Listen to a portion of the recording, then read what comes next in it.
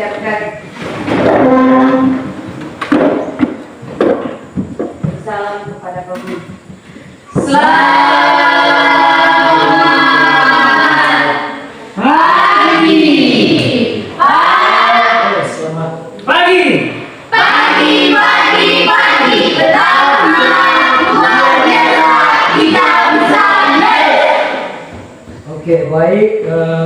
Kita memulai aktivitas kita pada pagi ini, belajar mengajar kita dengan doa yang dipimpin oleh saya sendiri.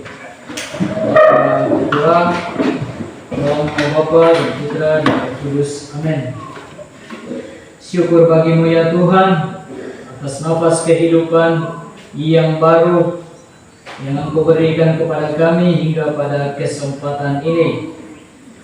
Kami memohon kepadamu, dampingilah kami secara khusus di ruangan ini kelas 11 untuk memulai aktivitas kami belajar mengajar. Kiranya Engkau menyertai kami, menuntun kami agar proses belajar mengajar pada hari ini dapat berjalan dengan baik dan manfaat bagi kehidupan kami.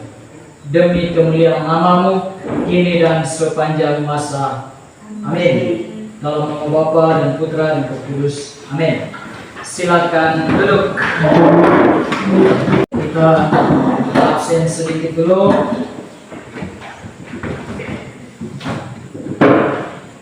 Eni, Hadir Pak. Karisa, Hadir Pak. Yuvensia Tersiana, Hadir Pak. Neti, Hadir Pak. Rosalinda, Hadir Pak. Yonas, Hadir Pak. David, Hadir Pak. Herlina, Hadir Pak. Isabel Milanesia, Hadir Pak. Calvin, Pak. Alfa, Matias. Hadir Pak. Semua sehat? Sehat. Oke. Beberapa waktu lalu kita sudah pelajari materi, salah satu materi penting itu adalah siapa aku. Dalam materi itu kita diajarkan supaya kita masuk ke dalam diri kita untuk lebih mengenal terhadap diri kita sendiri, terhadap nama yang diberikan kepada kita oleh kedua orang tua kita. Untuk mempelajari tentang kepribadian kita, itu adalah kita harus berada di pribadi-pribadi yang lain. Nah, apa yang kita lihat, penampilan, ekspresi, gaya hidup dari pribadi-pribadi yang lain menjadi jembatan bagi kita untuk selalu merefleksikan tentang diri kita sendiri. Tujuan utama dari siapa aku adalah supaya kita bisa menerima diri. Selanjutnya adalah kita bersyukur atas karya Tuhan di dalam diri kita. Kita belajar tentang gereja secara khusus pada hari ini. Nah, siapa yang pernah dengar atau belum kata gereja? Ini yang pernah dengar, menurut kau gereja itu apa? Tempat perkumpulan orang-orang percaya atau tempat perkumpulan orang-orang kudus. Tempat perkumpulan orang-orang yang percaya menurut ini. Chelsea, gereja apa itu? Gereja adalah kumpulan orang-orang yang beriman. Gereja adalah kumpulan orang-orang yang beriman. Gereja itu berasal dari satu kata yang namanya gereja. Kata gereja ini itu dibawakan oleh para misionaris dari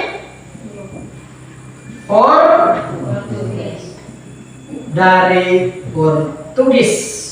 Agama-agama yang ada di Indonesia, secara khusus agama Katolik, awal mulanya itu dibawa oleh misionaris Portugis. Kata gereja ini diambil dari kata Latin adalah ecclesia. Kata Latin ini berasal dari bahasa Yunani. Apa itu? Ecclesia. Secara umum, gereja merupakan tempat perkumpulan orang-orang yang percaya kepada Tuhan. Arti secara khusus, gereja adalah persekutuan umat atau jemaat. Mereka bersatu oleh karena panggilan dari Allah sendiri. Mengerti? Nah, di dalam persatuan atau jemaat atau perkumpulan ini, mereka bikin apa? Gereja, ya, beribadah.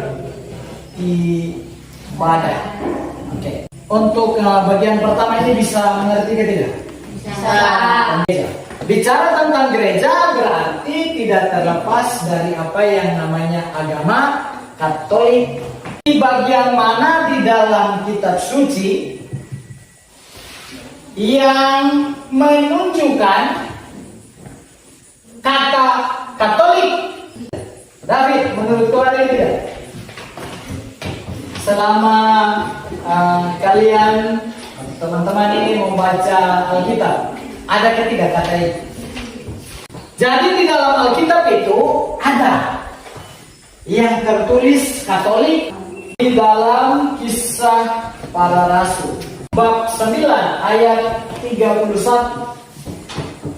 Selama beberapa waktu jemaat di seluruh Yudea, Galilea dan Samaria berada dalam keadaan damai.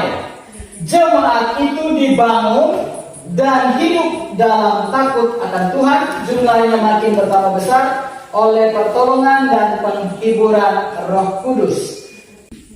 Kata jemaat ini di dalam bahasa Indonesia diterjemahkan ke dalam bahasa Yunani itu adalah Katolikos, artinya adalah universal atau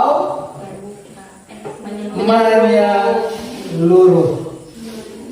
Katolikos ini dipakai oleh Katolik. Maksudnya apa ini? Artinya bahwa orang-orang yang percaya kepada Tuhan, tugasnya itu adalah mewartakan Injil ke seluruh dunia.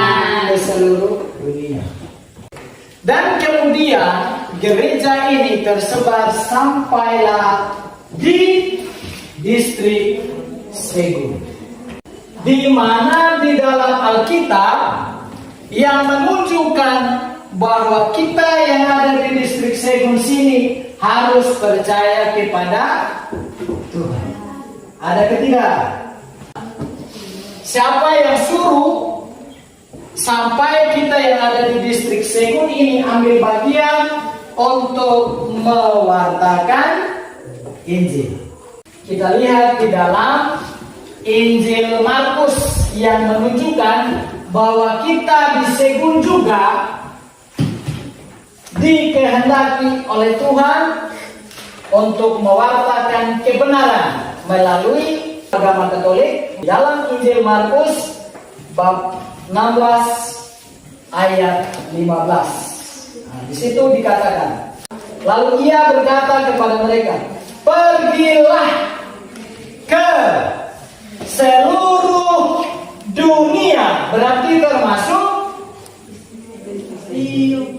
kita yang ada di distrik Segung. Pergilah ke seluruh dunia, beritakanlah Injil kepada segala makhluk.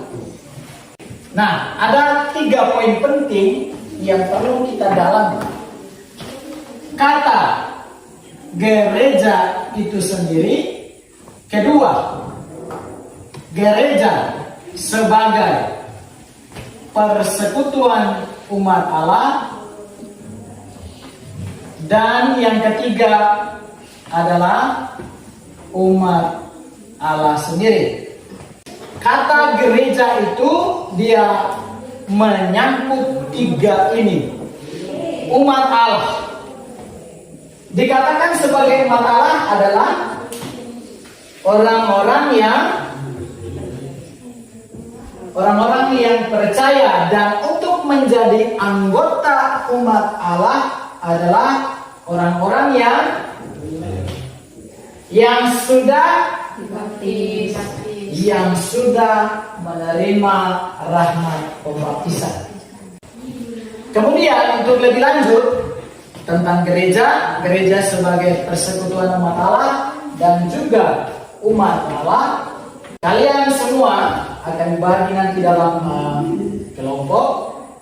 Kemudian masing-masing kelompok mencari arti dan makna. Baik itu gereja sebagai persekutuan umat Allah, dan juga umat Allah itu sendiri. Kita bagi dalam 3 kelompok. Kelompok 1 tema yaitu gereja sebagai umat Allah. Kelompok 2 temanya apa itu gereja. Kemudian kelompok 3 apa itu umat Allah. Masing-masing kelompok mempertanggungjawabkan tema ini. Sekarang kegiatan kita itu masuk dalam kelompok. Kelompok 1 Karissa, Juvensia dengan Patricia. Kelompok 2 Inas ini Denny, Neti, Jonas, David dengan Nabila. Kelompok ketiga Melan dengan Matias saja yang nanti materi ini akan saya kasih. Kalian yang paling pertama itu adalah melihat gambar. Jadi ada 3 gambar. Gambar yang pertama adalah gambar gereja. Gambar gereja. Nah, kalian silakan melihat gambar ini lalu mengartikan apa itu gereja. Kemudian kelompok yang 1 itu ada gambar gereja, kemudian di dalam gereja itu ada manusia. Nah, kalian silakan melihat gambar ini dan kemudian lihat beberapa sumber ini, kalian pelajari lalu kerjakan. Kelompok yang ketiga, di sini ada salib, kemudian ada manusia yang ada di depan salib ini. Nah, kalian pelajari gambar ini dan juga sumber yang ada dalam sini. Kemudian kalian kerjakan dengan pertanyaan yang membantu. Apa itu umat Allah? Yang kelompok 3. Kelompok 2 dan kelompok 1. Oke, sudah dapat semua?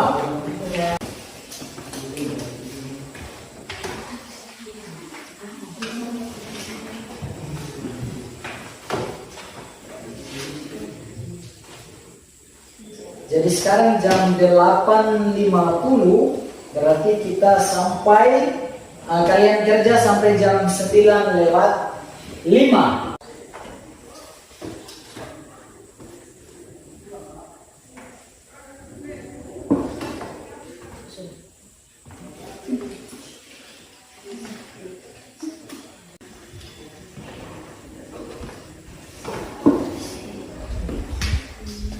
Diskusi jangan pakai bisik-bisik.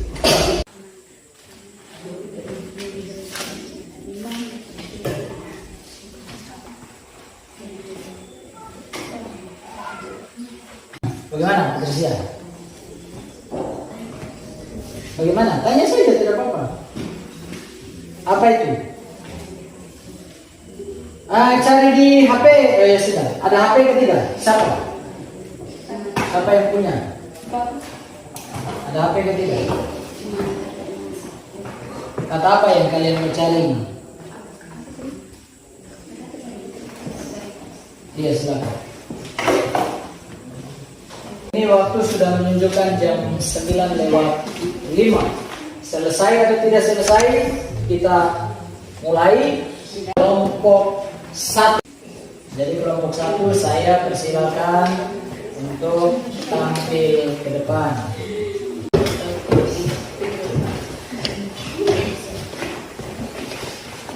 Oke, kita tepuk tangan untuk kelompok 1. Silakan.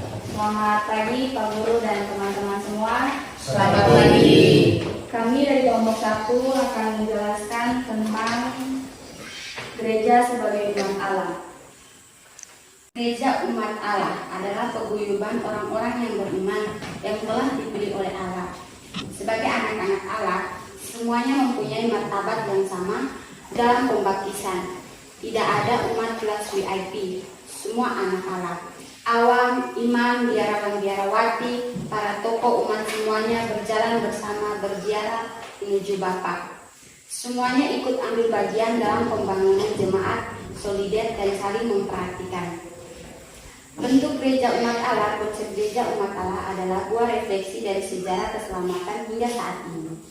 Yang ditekankan dalam refleksi tersebut adalah persekutuan umat Allah dalam perjanjian lama, ajaran-ajaran Paulus dan teologi patristik. Menyangkut hal yang terakhir, secara umum dapat dikatakan bahwa ada dorongan bagi para bapa konsili untuk kembali ke akar. Dalam hal ini konsep-konsep eklesiologi awal. Sehingga penekanan-penekanan yang muncul bukan dari ajaran skolastik tetapi teologi patristik. Dalam perjanjian lama diceritakan bagaimana Allah memilih Abraham dan keturunannya yakni bangsa Israel. Kejadian bab 12 ayat 1-9. Hubungan tersebut diikatkan dengan perjanjian bahwa Ia menjadi Allah mereka dan mereka menjadi umatnya. Kepada mereka dijanjikan seorang juru selamat. 2 Samuel bab 7 ayat 12-14. Yesaya bab 9 ayat 1-7. Zakarias bab 9 ayat 9-10. Ia akan menjadi penebus dosa seluruh umat manusia. Yohanes bab 9-29. Kedatangan Yesus adalah kepenuhan janji tersebut. Kedatangannya menjadi saat di mana Israel lama digantikan dengan Israel baru yang hidup menurut Roh Kudus, menurut Roh dan dalam kuasa kebangkitan. Mereka adalah umat Allah sudah menerima penyelamatan dari Sang Mesias. Mereka adalah umat Allah yang menjadi demikian karena persatuan dengan Sang Penyelamat. Pemahaman umat Allah adalah dalam salah satu cara sesuai dengan pandangan sosial politik zaman itu. Tidak dapat dikatakan bahwa hal ini mempengaruhi secara langsung konsili, namun jelas bahwa masa itu ditandai dengan kebangkitan, kesadaran akan pentingnya demokrasi dan modernisasi.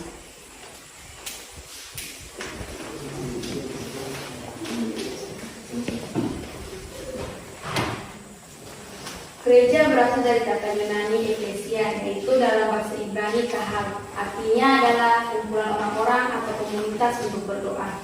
Maka gereja adalah kumpulan jemaat dari orang-orang yang sudah dibaptis, yang disatukan dalam imam sejati yang satu, dalam liturgi dan sakramen-sakramen yang sama, di bawah otoritas Paus dan para uskup dalam persekutuan dengan Paus. Jadi terdapat elemen kebersamaan, yaitu dalam hal iman, penyembahan, dan sebagai satu kawanan. Karena itu terdapat 3 elemen gereja, yaitu iman, liturgi, dan otoritas, yang meneruskan 3 misi Kristus, yaitu sebagai nabi, iman, dan raja. Katekismus Gereja Katolik. Gereja adalah umat Allah, umat yang Allah himpun di seluruh dunia. Ia terdiri dari jemaat setempat dan menjadi nyata sebagai pertemuan liturgis, terutama sebagai pertemuan Ekaristi. Ia hidup dari sabda dan dari tubuh Kristus, dan karenanya menjadi tubuh Kristus, karena merupakan kumpulan seluruh umat beriman. Gereja pada dasarnya bersifat universal, mencakup keseluruhan ini mengikuti seluruh dunia, dan kurang waktu sejarah umat manusia di Perjanjian Lama. Bangsa Israel menjadi gambaran gereja karena Israel adalah umat atau bangsa pilihan Allah yang menyembah Allah. Di Perjanjian Baru, gereja atau umat Israel yang baru didirikan oleh Kristus sendiri, yaitu Gereja Santo Gregorius, menjelaskan bahwa umat Allah terdiri dari kumpulan orang kudus di sepanjang sejarah manusia, baik sebelum masa hukum Taurat maupun di bawah rahmat. Demikian pula, gereja yang satu ini merupakan kumpulan umat beriman, baik yang kini berada di dunia ini maupun yang berada di api penyucian dan sedang di surga.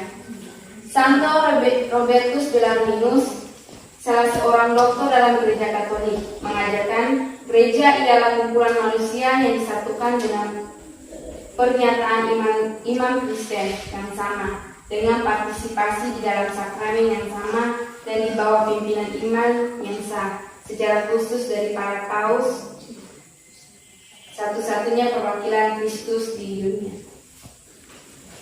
Sekian penjelasan dari kami. Jika ada yang bertanya, kami persilakan. Oke, kelompok 1, terima kasih untuk pemaparannya. Kelompok 2 dan kelompok 3 dipersilakan untuk bertanya. Oke, pertama dari kelompok 3. Kenapa Allah jadi kata? Hah? Kenapa Allah jadi kata? Memilih Abraham. Oke, pertanyaannya adalah mengapa atau kenapa bisa Allah memilih Abraham? Jadi di kitab Kejadian bab 12 ayat 1 sampai 9, berfirmanlah Tuhan kepada Abraham, pergilah dari negerimu dan dari sanak saudaramu dan dari rumah bapakmu ini ke negeri yang akan kutunjukkan kepadamu. Aku akan membuat engkau menjadi bangsa yang besar dan memberkati engkau, serta membuat namamu masyhur, dan engkau akan menjadi berkat. Aku akan memberkati orang-orang yang memberkati engkau, dan mengutuk orang-orang yang mengutuk engkau. Dan olehmu semua kaum di muka bumi akan mendapat berkat. Lalu pergilah Abraham seperti yang difirmankan oleh Tuhan kepadanya, dan Lot pun ikut bersama-sama dengan dia. Abraham berumur 75 tahun ketika ia berangkat dari Haran. Abraham membawa Sarai istrinya dan Lot saudaranya, dan segala harta benda yang didapat mereka dan orang-orang yang diperoleh mereka di Haran. Mereka berangkat ke tanah Kanaan, lalu sampai di situ Abraham berjalan melalui negeri itu sampai ke suatu tempat dekat Sikhem, yakni pohon Tarbatin Dimor. Waktu itu orang Kanaan diam di negeri itu. Ketika Tuhan menampakkan diri kepada Abraham dan berfirman, Aku akan memberikan negeri ini kepada keturunanmu. Maka didirikannya di situ mezbah bagi Tuhan yang telah menampakkan diri kepadanya. Kemudian ia pindah dari situ ke pegunungan di sebelah timur Betel. Ia memasang kemahnya dengan Betel di sebelah barat dan Ai di sebelah timur. Lalu ia mendirikan di situ mezbah bagi Tuhan dan memanggil nama Tuhan. Sesudah itu Abraham berangkat dan makin jauh ia berjalan ke tanah Negeb. Kita masuk di pertanyaan kedua dari kelompok 2. Kami dari kelompok 2 memberikan pertanyaan tentang teman-teman tolong jelaskan Israel Lama dan Israel Baru. Israel Lama dan Israel Baru. Oke, baik, kami akan menjawab pertanyaan dari kelompok 2. Jadi karena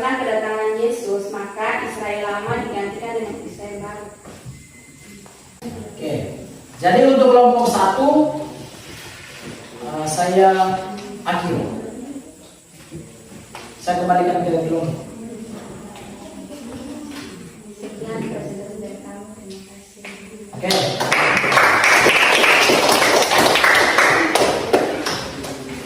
Selanjutnya dari kelompok 2.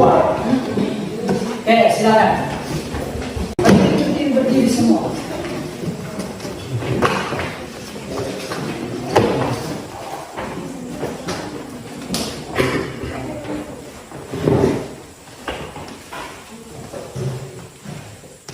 Silakan kelompok 2. Selamat pagi teman-teman. Pagi. Kami dari kelompok 2 akan mempresentasi hasil diskusi kami. Jelaskan apa itu gereja. Menurut Kamus Umum Bahasa Indonesia, gereja adalah satu gedung rumah, tempat beribadah bagi orang Kristen. Roma 16 ayat 5 berkata, salam juga kepada jemaat di rumah mereka. Paulus merujuk pada gereja di rumah mereka, bukan pada gedung gereja, namun kumpulan orang-orang percaya. Gereja itu tubuh Kristus. Efesus 1 ayat 22 sampai 23 menyatakan, dan segala sesuatu telah diletakkannya di bawah kaki Kristus, dan Dia telah berikannya kepada jemaat sebagai kepala dari segala yang ada di jemaat, adalah tubuh yang yaitu kepenuhan Dia yang memenuhi semua dan segala sesuatu, yaitu gereja yang terdiri dari semua orang yang memiliki hubungan pribadi dengan Yesus Kristus. 1 Korintus ayat 12 sampai 14 mengatakan, sebab dalam satu roh kita semua, baik orang Yahudi maupun orang Yunani, baik Buddha maupun orang yang mendekat, telah dibaptis menjadi satu tubuh, dan kita semua diberi minum dari satu roh, karena tubuh juga tidak terdiri dari satu anggota, tetapi atas banyak anggota. Secara ringkas, gereja bukanlah bangunan atau dominasi menetapkan iman kepada Yesus Kristus untuk keselamatannya. Yohanes 3 ayat 13, 1 Korintus 12 sampai 13. Dalam gereja lokal terdiri anggota-anggota, kita melihat bahwa siapapun yang percaya langsung menjadi bagian dari tubuh Kristus. Gereja Tuhan yang sebenarnya bukanlah bangunan gereja atau dominasi tertentu. Gereja Tuhan yang universal atau sedunia adalah semua orang yang telah menerima keselamatan melalui iman di dalam Yesus Kristus. Gereja sebagai perkumpulan dimaksud sebagai perhimpunan dari individu untuk sesuatu tujuan. Hal ini dapat dilihat dalam kitab diisi. Kita lihat bahwa di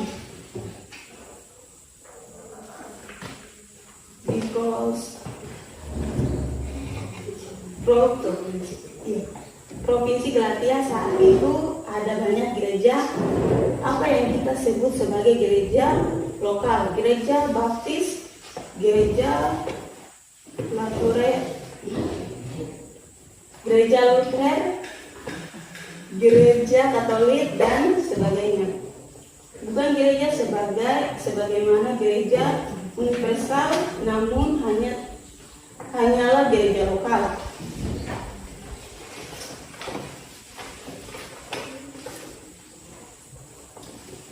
Gereja adalah persekutuan orang-orang yang secara pribadi dan sukarela meningkatkan dirinya dengan Yesus Kristus sebagai Tuhan dan Juru Selamatnya, sukarela mempelajari ajarannya Efesus 4 ayat 12 sampai 14 serta mengamalkan Kisah Para Rasul 20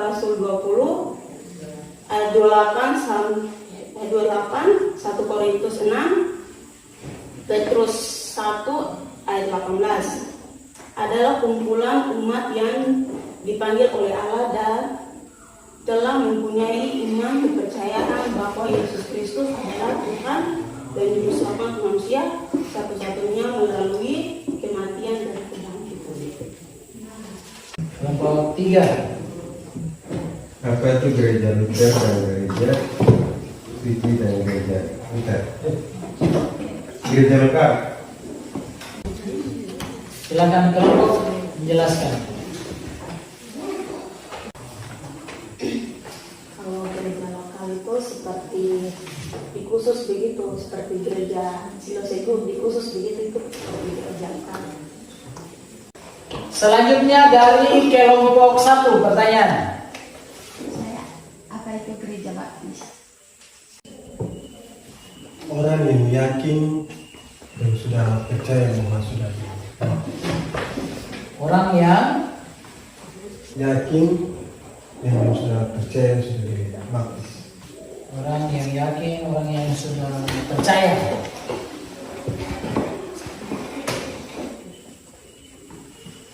Yang sudah percaya apa ini? Pada Tuhan. Nah, kelompok gereja baptis orang yang yakin atau orang yang sudah percaya pada Tuhan. Hah? Bagaimana kelompok? Sudah tahu belum pas? Sudah pas. Kelompok sudah pas. Oke, untuk kelompok 2 saya batasi 2 pertanyaan. Ya, kami kelompok 2. Sekian dan terima kasih dari kelompok. Selanjutnya kelompok 3. Silakan.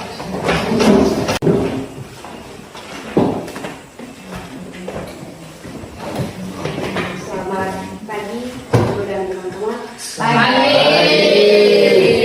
Terima kasih sudah berikan kesempatan kepada kami kelompok 3 untuk menyampaikan hasil diskusi kami.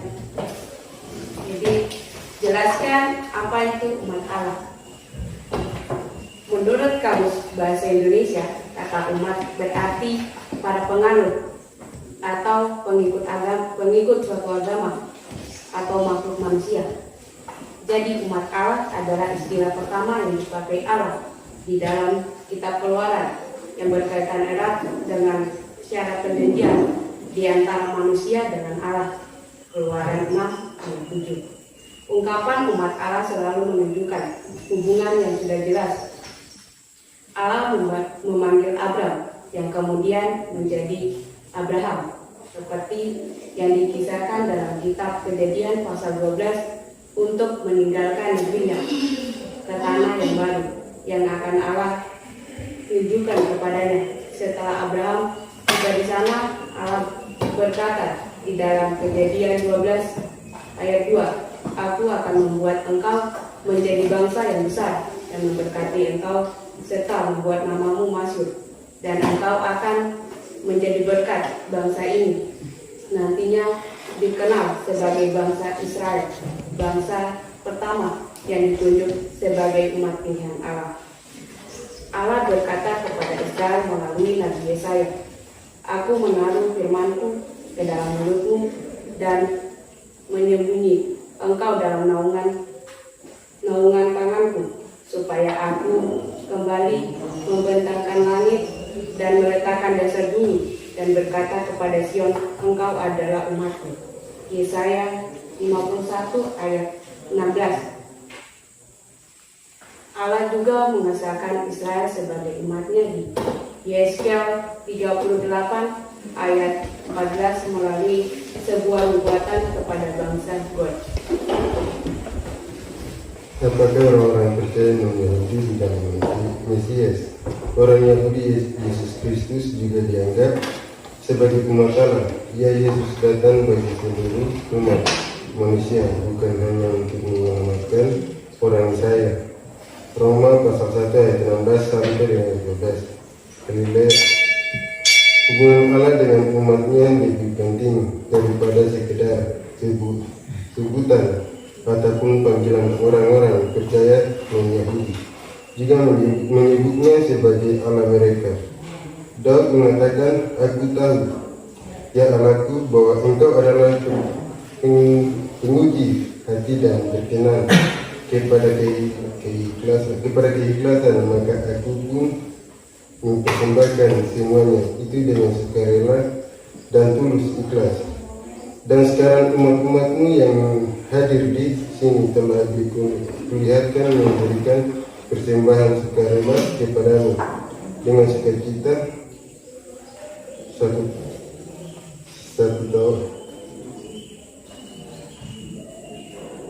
Tawarik ayat 2 sampai 17. Di sini umat Allah dikenali melalui kerelaan mereka menyerahkan diri mereka kepadanya, lebih dari sekedar suku bangsa mereka.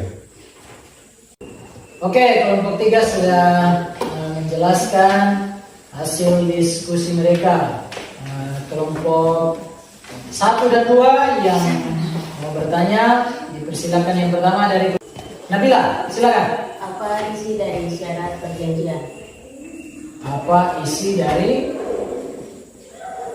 Ulang Nabila, apa isi? Apa isi dari syarat perjanjian? Oke, silakan. Adalah ungkapan umat Allah yang selalu menunjukkan hubungan yang sudah jelas dengan Tuhan. Ungkapan itu adalah umat Allah yang sudah menunjukkan hubungan dengan Allah. Kemudian Tuhan memanggil Abraham yang kemudian menjadi Abraham. Itu adalah sebuah ungkapan. Siapakah Daud? Kenapa dia sangat percaya kepada Tuhan? Karena Tuhan sedang menguji Daud dan berkenan kepadanya agar dia dapat mengikhlaskan, maka aku pun mempersembahkan semuanya. Karena Daud tahu bahwa Tuhan adalah kebangkitan dan kematian dan juru selamat bagi dia. Kelompok. Tuh. Bagaimana? Kelompok 1 ada tanggapan atau pas? Oke, untuk kelompok 3 dan semua pertanyaan-pertanyaan itu dibatasi. Untuk kelanjutannya itu di luar daripada itu baru kita diskusi lagi, baru kita bertanya lagi, baru kita jawab lagi. Untuk kelompok 3 saya tutup. Oke, kita berikan tepuk tangan untuk silakan. Beberapa pertanyaan tadi yang saya satukan semuanya dan kemudian untuk melengkapi semua pertanyaan-pertanyaan tadi. Dari kelompok 1 ada beberapa pertanyaan, misalnya mengapa Allah bisa memilih Abraham, kemudian penegasannya kembali di kelompok terakhir ditanya oleh kelompok 1. Pertanyaan tadi, mengapa Abraham menjadi umat pilihan? Jawaban singkat padat, karena kehendak bebas dari siapa? Karena kehendak bebas dari Allah sendiri. Mengapa Allah memilih Abraham? Atau mengapa Abraham menjadi pilihan Allah? Itu karena kehendak bebas dari Allah sendiri. Kehendak bebasnya dalam artian adalah Allah bebas untuk memanggil siapapun menjadi umatnya sendiri. Kemudian Ada Israel lama dan Israel baru. Israel lama itu adalah bangsa pilihan Allah, dalam hal ini adalah bangsa Israel di dalam kitab suci yang dikenal adalah kitab Perjanjian Lama. Nah, di dalam Perjanjian Lama itu berisi tentang perjanjian antara Allah dengan manusia. Muncul Israel baru, itu artinya pemenuhan janji Allah dalam perjanjian lama. Apa itu perjanjian? Bahwa aku akan mengutus siapa? Seorang Mesias. Seorang Mesias, dan tiba waktunya sang Mesias itu datang. Di dalam Alkitab itu muncul perjanjian baru, atau tadi yang namanya Israel baru. Jadi itu Israel lama dan Israel baru. Kemudian ada pertanyaan, apa itu api penyucian? Api penyucian itu adalah pembaruan, di mana diyakini bahwa selama manusia itu hidup di dunia ini dengan penuh kesalahan dan dosa, yang menurut di dalam Katolik percaya bahwa dosanya tidak begitu berat, maka ketika meninggal itu nama yang itu ada yang namanya api penyucian, pembaruan, supaya dosa-dosa ringan, perbuatan-perbuatan selama di dunia ini dianggap tidak begitu berat, dipulihkan atau dibersihkan, kemudian membawa masuknya ke dalam kerajaan surga.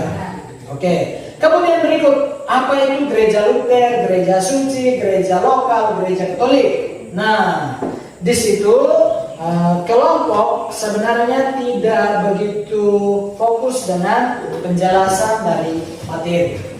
Materi itu gereja lokal. Baru disebutkan gereja Luther, gereja suci. Itu artinya apa? Bagian dari gereja lokal. Nah, apa itu gereja lokal? Gereja setempat. Kalau bahasa sederhananya adalah gereja setempat. Tadi dikasih contoh bagus itu gereja Selesegu.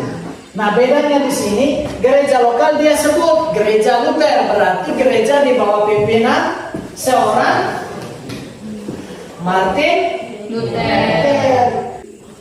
Ada gereja lokal, maka ada yang tadi di dalam materi itu universal.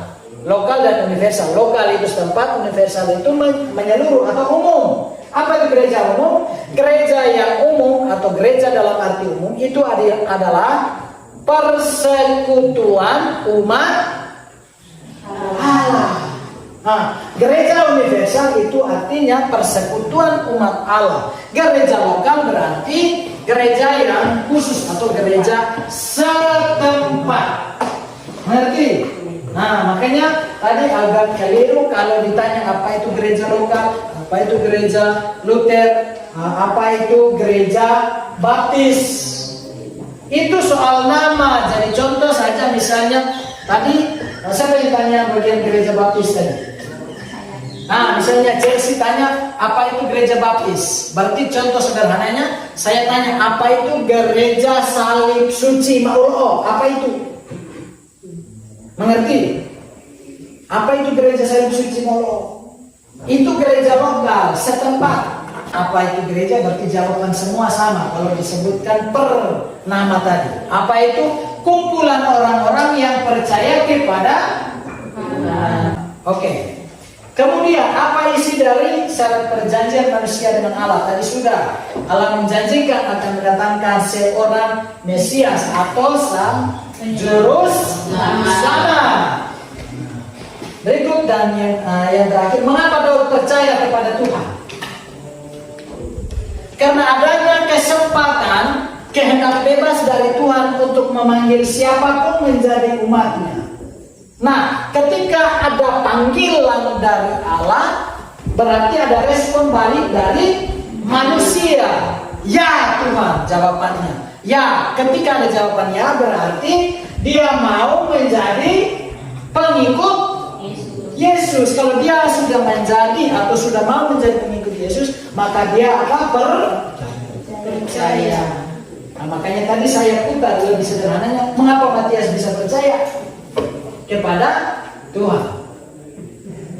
Kalau Daud terlalu jauh di sana tadi, nah, sama dengan pertanyaan, mengapa Daud percaya kepada Tuhan? Kembali nama Daud ini kita ganti dengan nama kita masing-masing. Mengapa kita percaya kepada Tuhan? Silakan refleksikan sendiri-sendiri ketika pulang ke rumah, mengapa saya percaya kepada Tuhan. Dari pertemuan kita hari ini, saya mengambil suatu kesimpulan tentang gereja, bahwa gereja hakikatnya adalah persekutuan umat Allah. Di dalamnya terjalin persaudaraan dan cinta kasih. Kesimpulannya bahwa hakikat gereja atau dasar dari gereja itu adalah persekutuan. Di dalam persekutuan terjalin persaudaraan dan cinta kasih. Mengapa ada persaudaraan? Karena di dalam persaudaraan itu berarti ada perkumpulan. Di dalam perkumpulan ada persaudaraan. Di dalam persaudaraan maka ada cinta kasih. Keduanya itu berasal dari Tuhan. Hukum utama dan pertama itu adalah cinta kasih. Di dalam cinta kasih ada persaudaraan, di dalam persaudaraan ada cinta kasih. Kali berikutnya kita akan membahas tentang gereja yang terbuka. Untuk pertemuan kita hari ini kita akhiri, kita tutup dengan doa. Kita semua berdiri. Patricia, pimpin kita dalam doa.